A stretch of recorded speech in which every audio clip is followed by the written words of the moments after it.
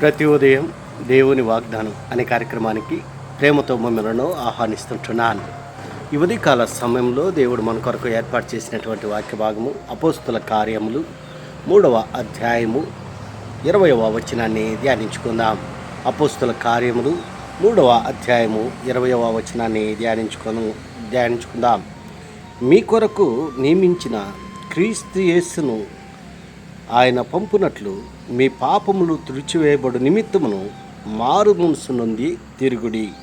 క్రీస్తునందు ప్రియమైన దేవుని బిడ్డలారా, ఈ ఉదయకాల సమయంలో పరిశుద్ధాత్మ దేవుడు మనకిస్తున్నటువంటి వాగ్దానము, మీ కొరకు నియమించిన క్రీస్తు యేసును ఆయన పంపునట్లును మీ పాపములు తుడిచివేయబడు నిమిత్తము మారు మనసు నుండి తిరుగుడి.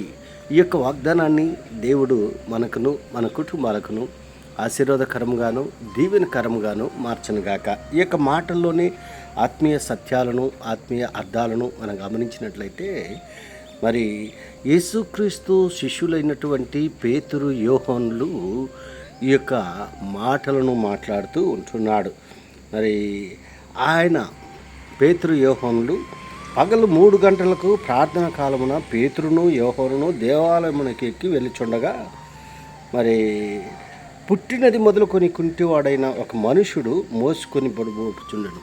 మరి అక్కడ ఆ యొక్క శృంగారం అనేటువంటి దేవాలయము, ఆ యెరూషలేము యొక్క మరి దేవాలయంలోకి ఎక్కువైపోతుండగా అక్కడ ఒక పుట్టి కుంటివాడైనటువంటి ఒక రోగిని, ఒక వ్యక్తిని మనం చూస్తూ ఉంటున్నాము.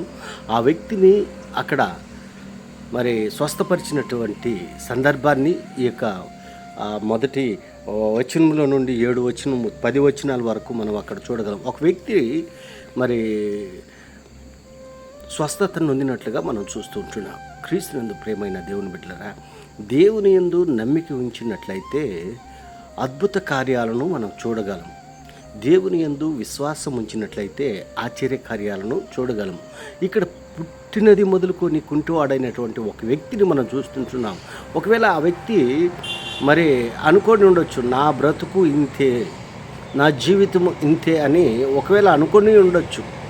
అయితే మరి పేతురు యోహానులు యేసుక్రీస్తు కాలంలో వీరిరువురు కూడా దేవునికి దగ్గరగా ఉన్నటువంటి శిష్యులుగా ఉంటున్నారు.